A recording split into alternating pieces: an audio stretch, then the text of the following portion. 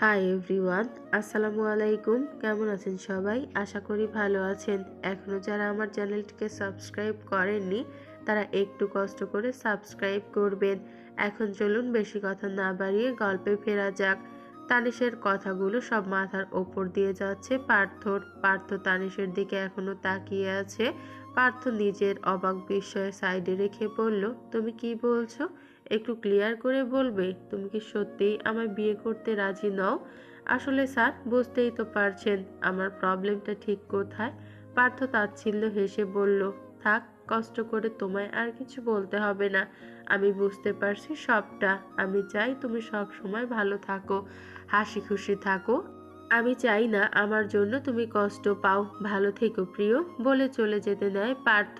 কয়েক কদম আগানোর পরই থেমে গেল তানিশের কথায়। তানিশ বলল, কি মশাই, এতটুকুতেই দম চলে গেল? এই আপনার ভালোবাসার নমুনা? হার মেনে নিলেন? পার্থ অবাক হয়ে পেছনে ফিরে তানিশের হাস্যোজ্জ্বল মুখ দেখে অবাক হলো পার্থ। বিস্ময়ে তানিশকে বলল, তুমি? তানিশ হাসছে। তানিশের হাসি দেখে পার্থর ঠোঁটের কোণে হাসি ফুটে ওঠে। খুশিতে চোখ চকচক করে ওঠে। হাস্যোজ্জ্বল মুখে বলল, তুমি রাজি হয়েছো প্রিয়? তুমি আমায় বিয়ে করতে রাজি আছো? তানিশ মুচকি হেসে মাথা ঝাঁকালো, যা দেখে পার্থ দৌড়ে এসে তানিশকে জাপটে জড়িয়ে ধরলো। সহসা এমন হয় তানিশ কেঁপে উঠল। তানিশের হার্টবিট দ্রুত উঠানামা করছে। এই প্রথম কোনো পুরুষ তানিশকে স্পর্শ করেছে, যার স্পর্শে তানিশের ভেতরটা তোলপাড় হয়ে যাচ্ছে। তানিশ আশেপাশে খেয়াল করলো, গুটি কতক মানুষ তাদের দিকে তাকিয়ে আছে। পার্থর আশেপাশের কোনো খেয়াল নেই। তানিশ দ্রুত পার্থকে নিজের থেকে সরিয়ে দেয়। পার্থ অবাক হয়ে বলল, কি হয়েছে? আশেপাশে তাকিয়ে দেখুন, লোকজন আমাদের দেখছে। পার্থ আশেপাশে তাকিয়ে দেখল সত্যিই কিছু মানুষ তাদের দেখছে। পার্থ তানিশের দিকে তাকিয়ে মাথা চুলকে হেসে উঠল। তারপর বলল, চলো বসে কথা বলি। চলুন। পাশাপাশি বসে আছে পার্থ তানিশ। দুজনেই চুপ করে আছে। নীরবতা ভেঙে পার্থ বলল, তুমি তো আমায় ভালোবাসো না, তাহলে আমায় বিয়ে করতে রাজি হলে কেন? এমনকি তুমি আমায় দেখতে পর্যন্ত পারো না, তাহলে বিয়েতে রাজিই বা হলে কি করে তানিশ? পার্থর দৃষ্টি দূরে। তানিশ তাকালো পার্থের দিকে। তারপর মৃদু স্বরে বলল, ভালো না বাসলে বুঝি বিয়ে করা যায় না? সেরকমটা নয়, তাহলে কি রকমটা শুনি? হঠাৎ রাজি হওয়ার কারণ কি? তুমি তো আবার শিক্ষকদের খুব মানো। শিক্ষক মানে তোমার কাছে বাবার সমান, তাহলে রাজি হওয়ার পেছনের কারণটা কি? তানিশ চোখ ছোট ছোট করে বলল, ওকে, তাহলে থাক, আপনার আমায় বিয়ে করতে হবে না। পার্থ চমকে বলল, আরে না না, আমি কি সেটা বলেছি? আমি বলেছি রাজি হলে কিভাবে, জাস্ট জিজ্ঞেস করেছি। বলতে না চাইলে বলতে হবে না, থাক।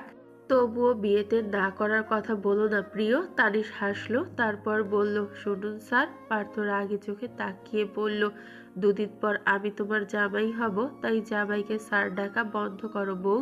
তানিশ চমকে উঠল। পার্থর মুখে বউ ডাক শুনে এক অন্যরকম অনুভূতি হলো। পার্থ আবার বলল, কি হলো বলছো না যে? শুনুন তাহলে, বলো। আমি ভেবে দেখলাম, বলে থেমে গেল তানিশ। তানিশের এই হেয়ালিপনা দেখে পার্থ বিরক্ত লাগলো। তাই বিরক্ত দিয়ে বলল, তুমি বলবে নাকি আমি উঠে চলে যাব? জোর করে শুনতে চেয়েছি বলে তুমি এত হেয়ালি করছো। থাক, তোমার বলতে হবে না, আমি শুনবো না। পার্থর রাগ দেখে মুচকি হাসলো তানিশ। তারপর বলল, রাগলে কিন্তু আপনাকে বেশ লাগে। পার্থ আর চোখে তানিশের দিকে তাকালো। সাথে সাথে দুজনের চোখাচোখি হয়ে গেল। তানিশ লজ্জা পেয়ে চোখ সরিয়ে নিল। তারপর বলল, আচ্ছা, এবার আমি সত্যি সত্যি বলছি। পার্থ মনোযোগ দিয়ে তাকালো। তানিশ হাত ভাঁজ করে বলতে শুরু করলো, আপনি যখন বারবার আমায় ফোন দিচ্ছিলেন, আমি তখন চিন্তায় পাইচারি করছিলাম। তখন আম্মু আমার রুমে আসে, আমাকে টেনশনে থাকতে দেখে শুধায়। আমি সব কথা আম্মুকে বললাম। আম্মু আমায় বলল, আপনাকে বিয়ে করতে রাজি হতে। তার মানে তুমি নিজে ইচ্ছায় আমাকে বিয়ে করতে রাজি হওনি, তাই না? তানিশ রেগে বলল, কথার মধ্যে বা হাত না ঢোকালে হয় না আপনার? আগে আমার পুরো কথাটা তো শুনুন, তারপর না হয় বলুন। তুমি কিভাবে আমার সাথে কথা বলছো তানিশ? আমায় একটু রেসপেক্টও করছো না? তানিশ মুখ বাঁকিয়ে বলল, আইসে দুদিন পর বিয়ে করবে, এখন তারা সম্মান দিতে কইছে। তানিশের কথায় হা হয়ে গেল পার্থ। মনে মনে খুশিও হলো, তবে সেটা বাহিরে প্রকাশ করলো না। স্বাভাবিকভাবে বলল, আচ্ছা বলো। তারপর আমিও ভেবে দেখলাম, কেউ যদি আমায় তার সবটুকু দিয়ে ভালোবাসে তাহলে তাকেই বিয়ে করা যায়। বিয়ের আগে না হয় ভালোবাসলাম না, কিন্তু বিয়ের পর তো ঠিকই ভালোবাসবো। তাই মনে মনে সিদ্ধান্ত নিয়ে এসেছি, বিয়ে আমি আপনাকেই করব। এখন আবার এটা ভেবেন না যে আম্মুর কথায় রাজি হয়েছি। মানছি আম্মু আমাকে ভালো করে বুঝিয়েছে, আমিও বুঝতে পারছি নিজের ভালো তো নিজেরই করতে হবে। কি কোন স্যার? পার্থ মনোযোগ দিয়ে শুনছিল। হঠাৎ তানিশের মুখে স্যার ডাক শুনে মেজাজ চটে গেল। রেগে বলল, তুমি কিন্তু বাড়াবাড়ি করছো তানিশ। আমি তোমার জামাই হব, স্যার না, ক্লিয়ার? এরপর যদি বলো তাহলে কিন্তু। কিন্তু কি করবেন স্যার? ধুর। লাবিব লাজিজ দুই ভাই যারা আর উর্মিকে বিয়ে করতে রাজি হয়েছে। তানিশের কথা মতো দুই ভাইয়ের একসাথে বিয়ে হবে, কিন্তু তানিশ এটা জানে না দুই ভাইয়ের সাথে সেই দিন তারও বিয়ে। রাশেদ চৌধুরী নিজে যারা আর উর্মির বাবার সাথে কথা বলেছেন, তাদের কোনো আমত নেই, তারা রাজি আছেন। আগামী পরশু তাদের বিয়ে।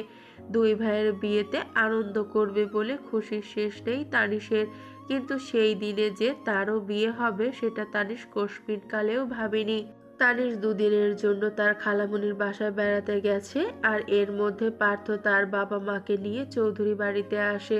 আসল কথা, সে তানিশকে সারপ্রাইজ দিতে চায়, তাই তানিশের অগোচরে তাদের বিয়ের দহন ঠিক করতে আসে। রাশেদ চৌধুরী, শাহিদা চৌধুরী, দেওয়ান বাড়ির সবাইকে খুবই খাতির যত্ন করেন।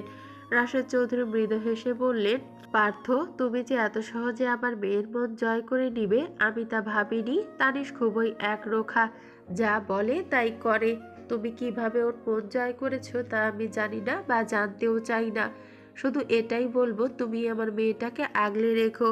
তানিশের প্রচুর রাগ। রেগে গেলে ওর হিতাহিত জ্ঞান থাকে না। নিজে কি করে নিজেও টের পায় না, তখন নিজের ক্ষতি করতেও দুবার ভাবে না। তাই ওর যখন রাগ হবে তখন ওকে আগলে নিও। আমার খুব আদরের মেয়ে, খুব যত্ন করে ওকে বড় করেছি। পার্থ প্রথম কথাগুলোয় লজ্জা পায়, তবে পরের কথাগুলো মন দিয়ে শুনলো। তারপর বলল, আপনি কোনো চিন্তা করবেন না আঙ্কেল। পার্থ দেয়ান জানে কিভাবে তার ভালোবাসাকে আগলে রাখতে হয়। আমি শুধু এতটুকুই বলতে পারবো, যতক্ষণ পর্যন্ত পার্থর জান থাকবে ততক্ষণ তানিশের কিচ্ছু হবে না। জান দিয়ে হলেও তানিশকে সব বিপদ আপদ থেকে রক্ষা করবে। It's my promise. শরীফ দেয়ান বললেন, বেয়াই, আপনাদের কোনো টেনশন করার দরকার নেই। আমরা থাকতে তানিশ মামুনির কিচ্ছু হবে না। তাহলে ওই কথাই রইল, আগামী পরশু লাবিব লাজিজ এর বিয়ের দিন পার্থ আর তানিশের বিয়ে হবে। জি, একসাথে 3 জোড়া বিয়ে হবে।